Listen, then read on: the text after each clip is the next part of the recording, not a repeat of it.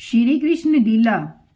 श्री सुखदेव जी कहते हैं, परीक्षित, जब राम जी ने इस प्रकार समझाया तब परम सुंदरी रुक्मिणी जी ने अपने मन का मैल मिटाकर विवेक बुद्धि से उसका समाधान किया। रुक्मी की सेना और उसके तेज का नाश हो चुका था, केवल प्राण बच रहे थे। उसके चित्त की सारी आशा अभिलाषाएं व्यर्थ हो चुकी थीं और शत्रुओं ने अपमानित करके उसे छोड़ दिया था। उसे अपने विरूप किए जाने की कष्टदायक स्मृति भूल नहीं पाती थी।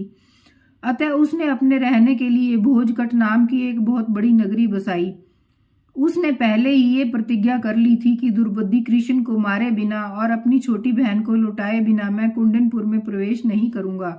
चित भगवान श्री कृष्ण ने इस प्रकार सब राजाओं को जीत लिया और विदर्भ राजकुमारी रुक्मिणी जी को द्वारका में लाकर उनका विधि पूर्वक पानी ग्रहण किया। हे राजन, उस समय द्वारकापुरी में घर घर बड़ा ही उत्सव मनाया जाने लगा। क्यों न हो, वहां के सभी लोगों का यदुपति श्री कृष्ण के प्रति अनन्य प्रेम जो था।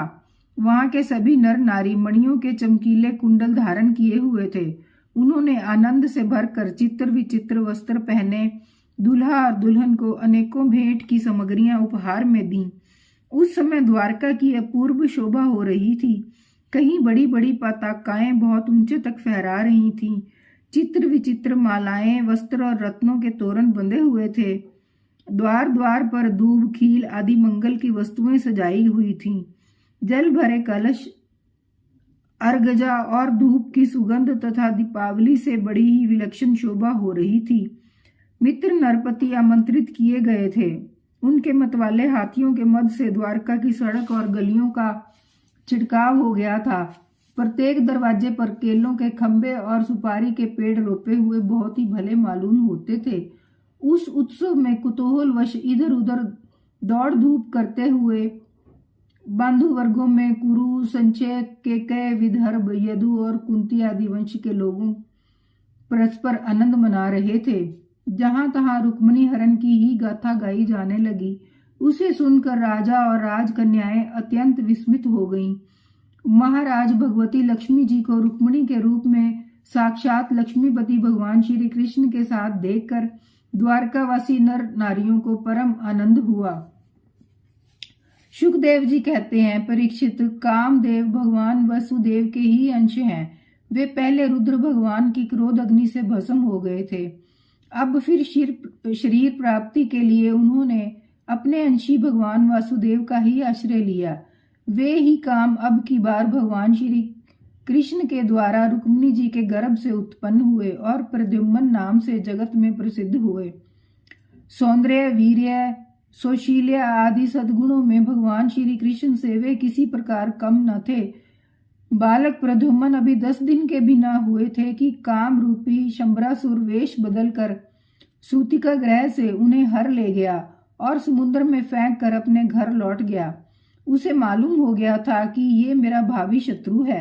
समुद्र में बालक प्रद्युम्न को एक बड़ा भारी मत्स्य निगल गया। तदनंतर मछुओं ने उसे बहुत बड़े जाल में फंसाकर दूसरी मछलियों के साथ उस मत्स्य को भी पकड़ लिया और उसे ले जाकर शंबरासुर को भेंट के रूप में दे दिया। शंबरासुर के रसोइये उस अद्भुत मत्स्य को उठाकर रसोई घर में ले आए और कुल्हाड़ियों से उसे काटने लगे। रसोइयों ने मत्स्य के पेट में बालक देखकर उसे शंबरासुर की दासी मायावती को समर्पित किया। उसके मन में बड़ी शंका हुई। तब नारद जी ने आकर बालक का कामदेव होना, श्री कृष्ण की पत्नी रुक्मिणी के गर्भ से जन्म लेना, मत्स्य के पेट में जाना सब कुछ कह सुनाया।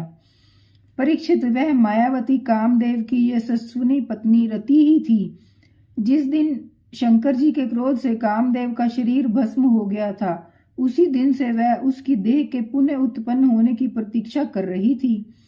उसी रति को शंबरासुर ने अपने यहाँ दाल भात बनाने के काम में नियुक्त कर रखा था। जब उसे मालूम हुआ कि इस शिशु के रूप में मेरे पति कामदेव ही हैं, तब वह उसके प्रति बहुत प्रेम करने लगी। श्री कृष्ण कुमार भगवान प्रद्युम्न बहुत थोड़े दिनों में जवान हो गए। उनका रूप लावण्य इतना अद्भुत था कि जो स्त्रियां उनकी ओर देखती उनके मन में श्रृंगार रस का उद्दीपन हो जाता। कमल दल के समान कोमल एवं विशाल नेत्र, घुटनों तक लंबी लंबी बाहें और मनुष्य लोक में सबसे सुंदर शरीर।